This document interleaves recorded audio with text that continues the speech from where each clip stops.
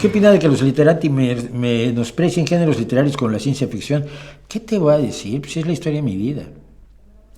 Yo empiezo como lector de ciencia ficción, lector voraz, de ciencia ficción y de géneros en general, ¿no?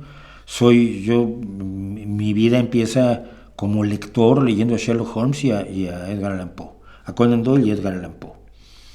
Empiezo a leer ciencia ficción, me apasiona la ciencia ficción, primero en cómics, después en libros. Y en televisión, yo llego a la literatura por la televisión, veía yo La Dimensión Desconocida y veía yo, basado en un cuento de Frederick Brown. Ay, mira, pues qué bien. Y luego un día me paso por una librería y veo un libro de Frederick Brown. Ay, mira, este es el de la tele.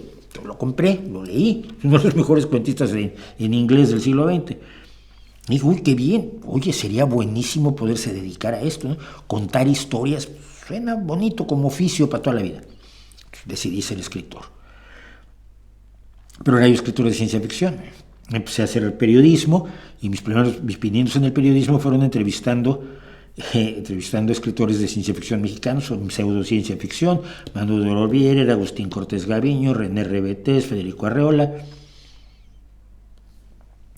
Y me pasé la vida luchando en contra de los que decían que lo que nosotros teníamos eran subgéneros o subliteratura, y demostrando que no lo era, además demostrando que no lo era, porque se les perdonaban, por ejemplo, a Borges le perdonaran que leyera Lovecraft como una curiosidad, ¿no?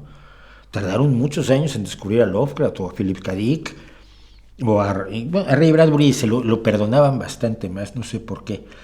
Pero llevo desde los 13, 14 años peleando contra los que dicen que los géneros literarios, como la fantasía, la ciencia ficción, la policíaca, etcétera, son subliteratura. No lo son.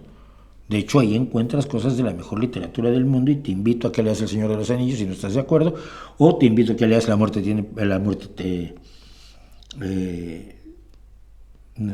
¿cómo se llamaba? La novela, una novela de Ray Bradbury que me parece espectacular.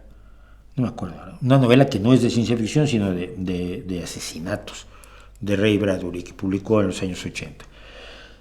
Me ha sido una lucha grande de toda mi vida, ¿no? Por defender la literatura genérica ante aquellos que se creen los exquisitos de la literatura. Que yo creo que ganamos ya.